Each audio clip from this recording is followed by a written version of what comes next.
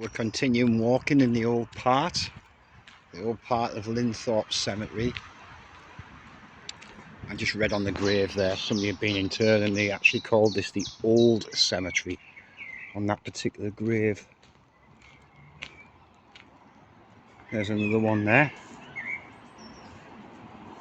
36-year-old that person was.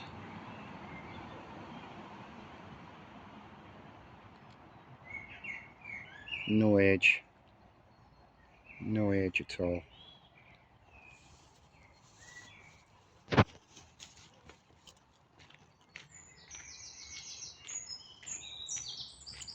Yes, so that urn, that column with the urn on, I actually thought that that was a vault. This is a vault. Wife of John.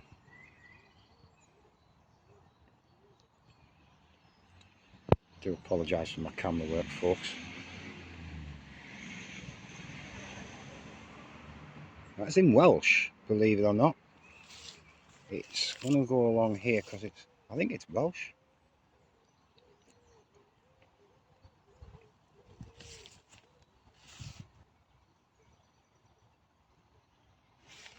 Yeah, I think that's Welsh.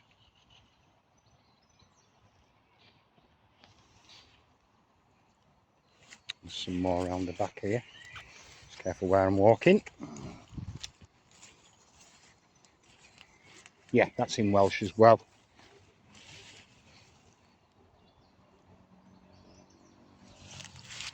I'm going to zoom in a little bit.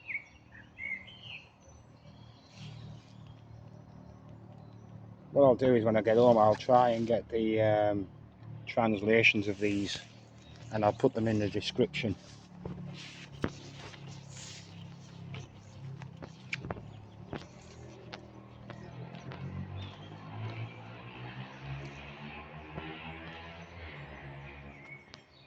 I'm just having a look around here.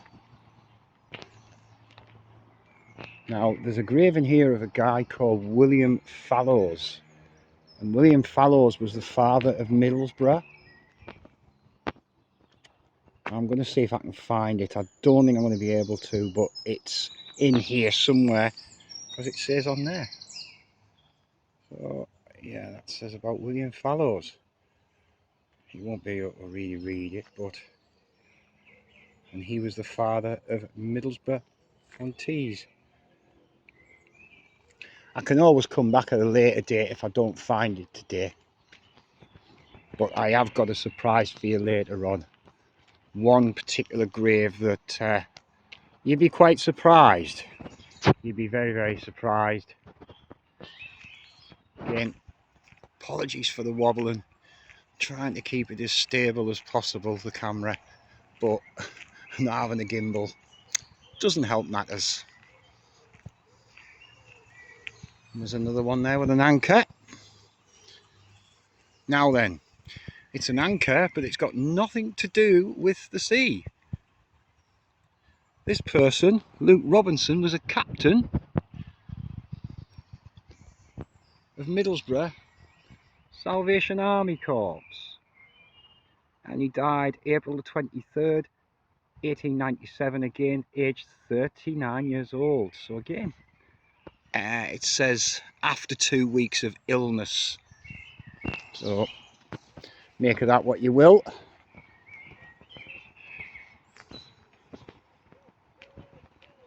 Do I go along here?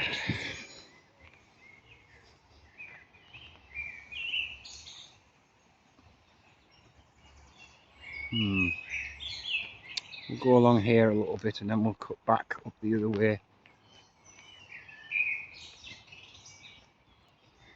Forbes, that one says.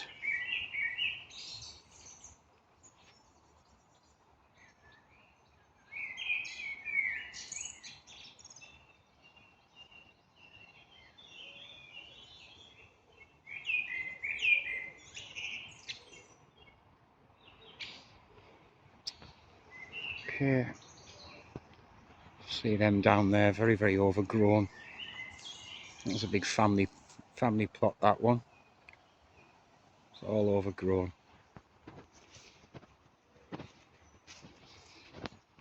Nice Gothic memorial here. I'm coming up to just there in the trees.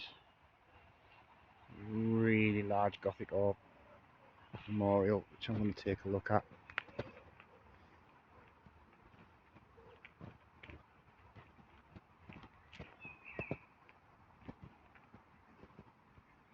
And then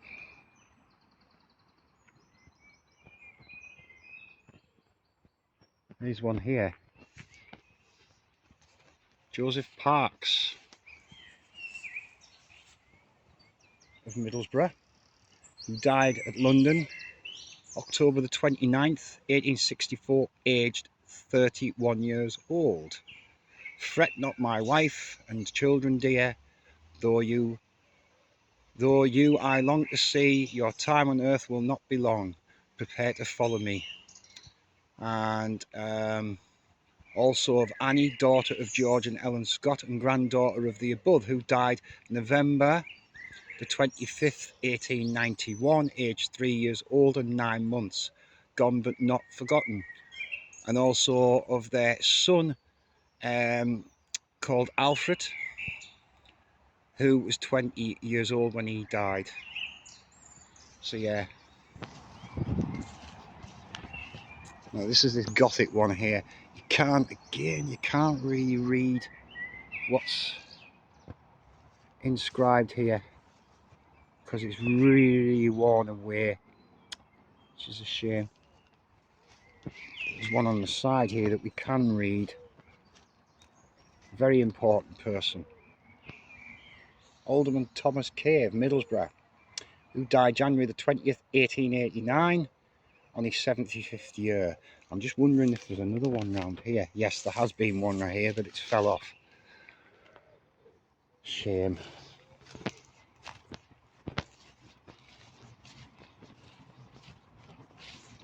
And there's another one there as well, but again it's fell off. Hasn't fell off, it's just really illegible. Can't read it.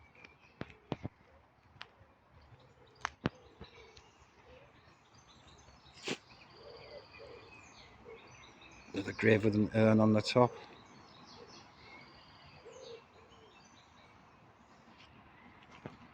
The urn's supposed to, the cloth around the urn, if you notice, they're only draped halfway over the urn, and that's supposed to represent letting the soul up to heaven. Now this here is an interesting one indeed. I like this.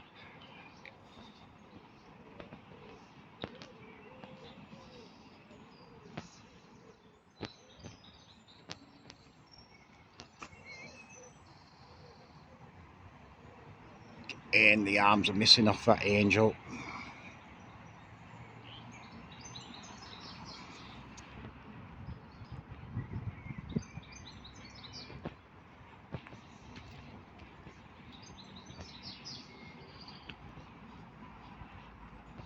This is a very important one. Father Byrne.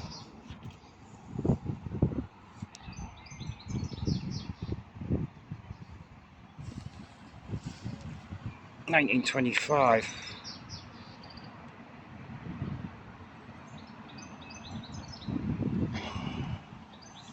Now it says here on this, Father Byrne, John Stort Loveling Byrne, was born the 4th of October 1853 in Sunderland. He was educated at Richmond School, Yorkshire, and Corpus Christi College, Cambridge, where he studied classics. His ordination into the Church of England ministry took place in York on the 21st of December 1877, and he became the curate of St Mary's in Scarborough. During his curacy, he started a mission in the poorer part of the town, and he also travelled abroad to places like India and Japan and China. In 1883, he got engaged to Lucy Bolland, the daughter of a retired vicar living in Scarborough. And it says here, the following year, May the 1st, he became vicar of All Saints in Middlesbrough, where he began his work with the poor, for which he is best remembered. He married Lucy and then took their wedding tour in Switzerland back in 1885. They lost their first son in 1886, but they had a daughter, Mary, 7 years later, just before Lucy Burns' untimely death, and she was aged 29. So yeah, that's Father Burns. Quite interesting there, Father Burn. But that's the gentleman there. So yeah, quite interesting, quite important person. So we're going to walk around here now. Take you to this interesting, this building that you see, the building that you see in front of you here. It's part of the old mortuary chapel, and I've got a squirrel running across the, see him? A little squirrel there. Yeah, so part of the mortuary chapel, because there was a mortuary chapel here, and so the cemetery site is situated in an elevated area situation above the River Tees and beyond the outskirts of this fast-growing industrial town.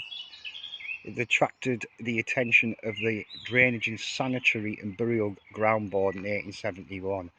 When there was a cholera epidemic, 1 acre of land was set aside as a fever hospital and burial area for cholera victims, which was built West Lane. Sorry, it was called West Lane Hospital, and it was built 1871. So you can't really make it out. There's a photograph and it's showing the sort of temporary huts that they had. So this was the mortuary chapel, which was attached to that hospital, and there's an area there which we're going to walk into, which was, let me see, was fenced off, and it was an area for the fever victims to be buried in. So when was this mortuary chapel actually built? It doesn't give you a date, but we're going to go and have a look at the mortuary chapel now. And this area here with the wrought iron fencing, these were erected as a separate area for fever victims. Now I'm assuming these fever victims would be cholera. So there's one there. There's graves all along here actually.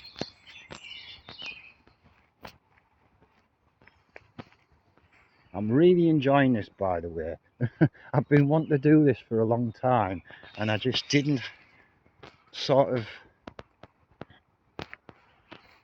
have the courage to do it, shall we say. Yeah, there's graves, and then there's one there. So these are for fever victims, so I'm assuming these are victims of cholera. Yeah, that's a child. Thomas William, only child of T and E Henderson, who died November the 29th, 1886, aged 13 months.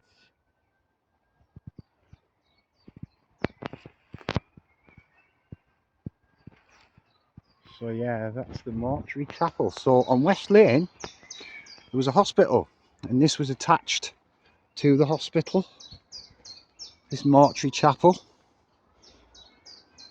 So that would have been where they would have done their post-mortems and that sort of thing in there.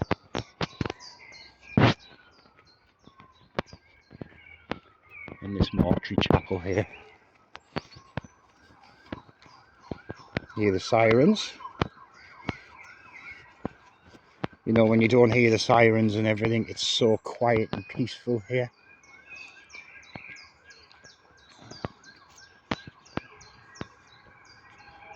So again, we're just, you know, there's so many trails, and they're all that area there you see with the white flowers.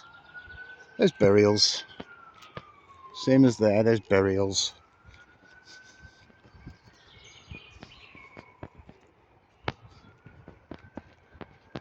So I'm just going to knock the camera off because we've got people walking, and I will be back in a second. Grave that had the 4 pillars missing.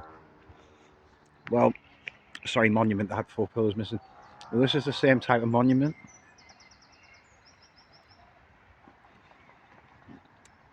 Augusta.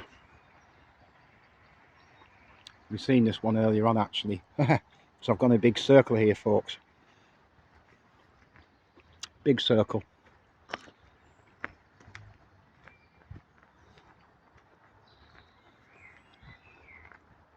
We'll continue walking along here.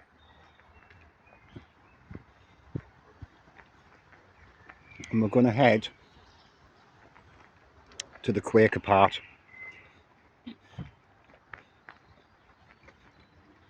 Then the Jewish part, because there is a Jewish part here as well.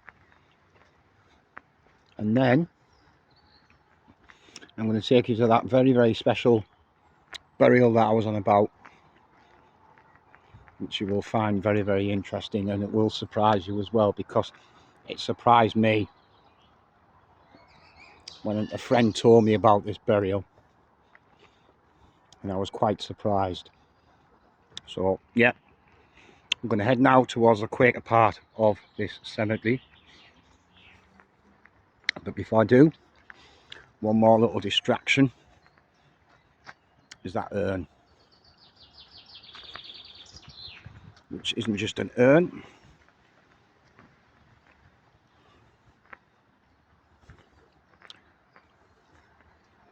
You can see there's cloth hanging. Look at the carving on that.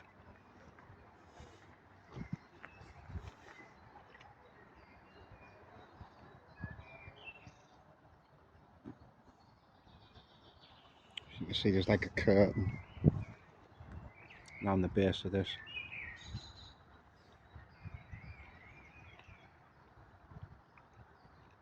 But these urns, as I say, were all the rage back in the day.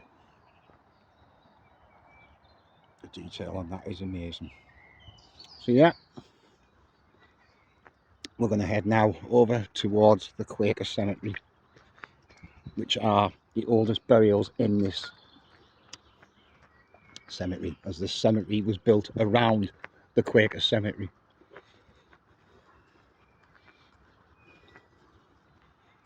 Just let you take it all in.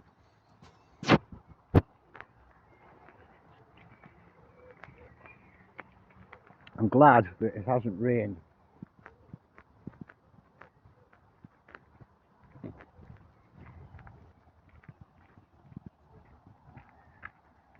Really glad it hasn't rained today. It did earlier on a little bit, but it wasn't too bad. I thought it was typical my first vlog, and I'm not going to be able to do it because it's raining. There will be times, however, in the year when I'm doing these videos that I will have to come out in the rain, in the inclement weather.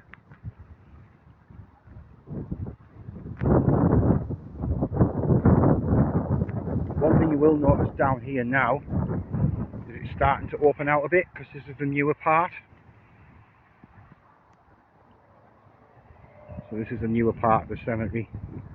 So you notice the graves aren't so close together as they were in the older part. I've got a stone in my shoe. It's quite annoying.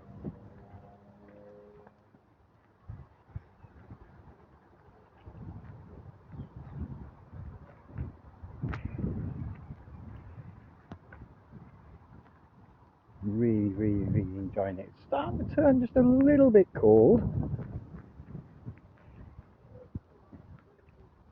Now I do know the weather forecast for next week isn't so good. Going to be getting cold air coming down from Scotland again and from the north. So the temperatures are going to drop somewhat to what we've had the past few days.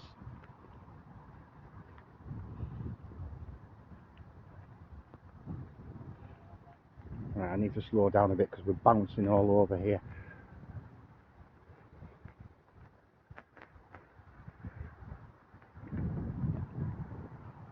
Right, so you see all these graves here, they're all Quaker. All these are Quaker graves. They all look the same because the Quakers lived a very, very simple life. So they kept everything the same.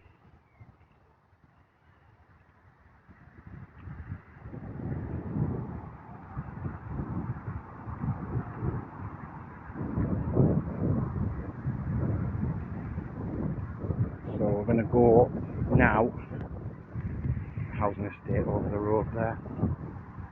We're actually going to go now and have a look. So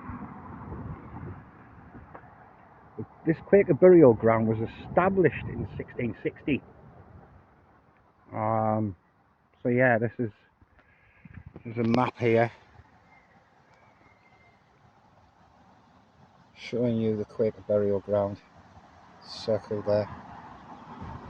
Quakers were very, very important, by the way, for this area, because it was the Quakers that invested money into the coal mines in County Durham. They also invested a large amount of money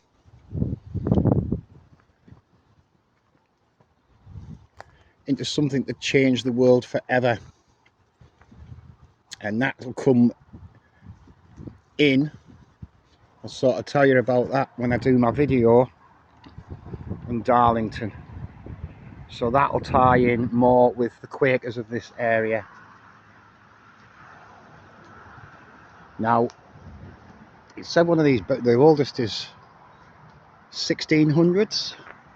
It's obviously not here, it's not marked no more.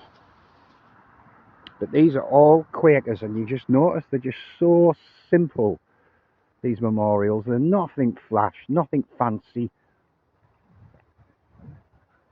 quite plain, quite plain.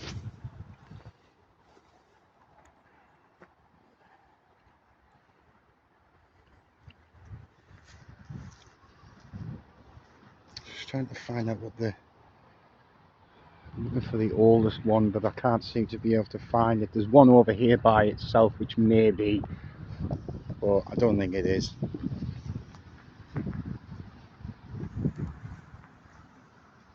Yeah.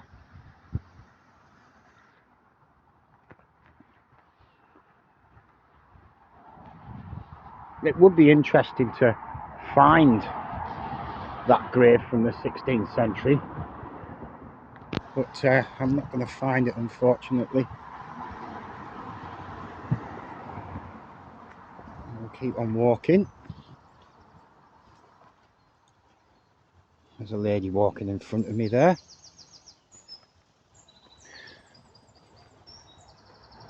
And the next part of the cemetery we're going to go to is the Jewish part. Because yes, there was a Jewish community in Middlesbrough. And for those of you who do or do not know anything about the Jews, sorry about the traffic noise there, that do or do not know anything about the Jews, Jews were always buried in a separate area to others. Yeah. Now, a couple of weeks ago, as you may well all know from my other channel, I play the Highland bagpipes, so I do functions and weddings and funerals and that sort of thing. And I did my first Jewish wedding at Saltwell, which is in Gateshead. And I must admit, it's one of the best weddings I've ever performed at. Really, really good. I was well looked after. They were really nice people. Lovely people, really, really friendly.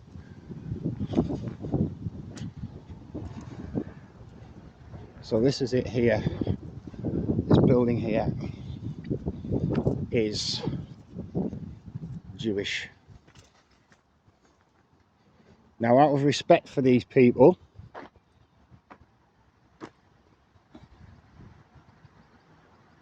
I'm not going to go in too far.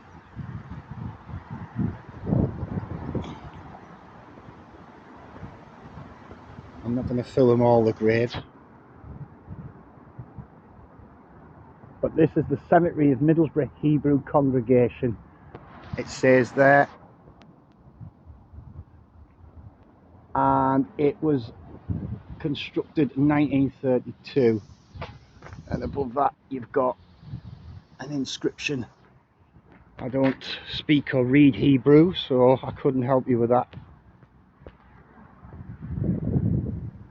So yes, this is the Jewish part of the cemetery, all hedged off, separated from the Gentiles as we are known. I'm a bit annoyed about something that I've just seen here. Somebody's gone and graffitied this one here. Why have they done that for? That is just so wrong. That is so wrong. Yeah, these are Jewish. So yeah, the wedding that I did there, it was absolutely amazing. And they were just fascinated with what I was doing, my bagpipes and stuff. But not only that, they didn't want me to leave. They didn't want me to leave. They didn't want me to go, which I had to, because I had to get the last train back from Newcastle to Middlesbrough, which normally leaves at 10:10, but this one left at 9:10 in the evening. Anyway, I'm going off topic a little bit here and a little bit off the subject. So we've come out of this Jewish area, Jewish cemetery, and then we're going to take you to that grave that I promised I would take you to, the one that you will be absolutely fascinated with. So we'll come out of here and we'll take a little walk and you will see that grave. This here is the grave that I've been talking about. Now you're probably thinking, why has it got feathers on it? It's been very, very well looked after, this. It's for a man called Scar Run Yati. And I'm going to explain to you now who Scar Run Yati was. Scar Run Yati, also known as Moses Carpenter, was born in 1854 and he died in 1889. Now Moses Carpenter was actually a Native American Indian, and he was part of a travelling company which sold medical cures. Now he visited Middlesbrough back in, let me just check this date here, around about the first week in August of 1889. Okay, and unfortunately he contracted pneumonia and he ended up in the Old North Riding Infirmary, which was located on Newport Road, but now it's gone. It was replaced by James Cook Hospital. So yes, we have a Native American Indian that is buried here in this cemetery, and a lot of respect to him, indeed, a lot of respect. So this was the grave that I was on about. What I'm going to do here, folks, is I'm going to try and zoom in a little bit and let you read this about him.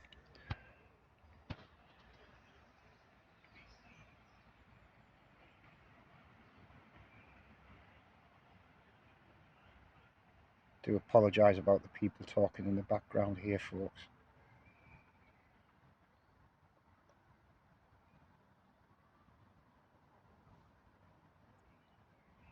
It's quite interesting about this William Hanratty Rowe, who was the owner of this travelling circus or travelling fair or whatever you want to call it. He was pretended to be a Native American Indian, but he wasn't. He was actually an Englishman. So yeah, well, I don't know whether you can read all that. I'm trying to go as slowly as possible, and then I'll actually show you a photograph of Moses Carpenter. So yeah, it says there that he developed a fever, and the research I've done, it said that it was pneumonia.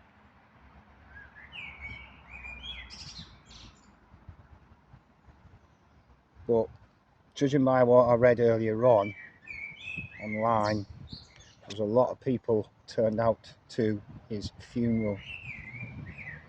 So I think this gentleman here is John Moses Carpenter, and the other gentleman could be this William Hanaway Rowe, this gentleman here. So yeah, this was the grave that I wanted to actually show you people, but you can see they've really looked after it. He's well respected. And as I say, he was a Mohawk Indian. Dream catchers there. So yeah, that's the grave. A lot of respect to you, sir. Of Moses Carpenter, 1854 to 1889. Got a nice double grave here.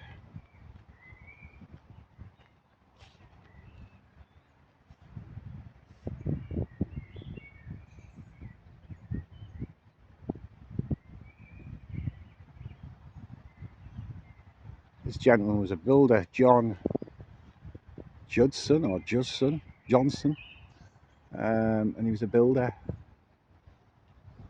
That's a family plot, very grand.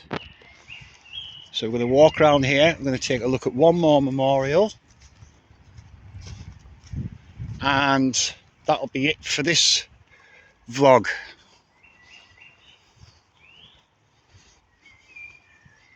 Again, this is one here, is of an angel.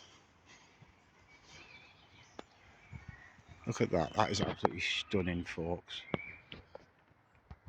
Absolutely stunning. The Victorians really took the whole death, funeral, mourning thing very seriously. You only have to look at Queen Victoria when Prince Albert died, and how many years she was in mourning. She was in mourning for the rest of her life. She wore black for the rest of her life. They really took it seriously, the Victorians. So that's my first vlog from Linthorpe Cemetery in Middlesbrough, and I hope that you will like and subscribe. Follow me on YouTube, Walking with Jay. That's the name of my channel. As I say, it's the first time I've done this. Just some idiot riding along the road there with his motorbike. Is there any need? Sorry about that, folks. Yeah, somebody riding along the road with their motorbike there. No need for that. Nice peaceful area like this. Disturbs the peace, doesn't it? So yeah, that's it for now, folks. Don't forget, like, subscribe, share the videos, and I will see you on the next one. Bye.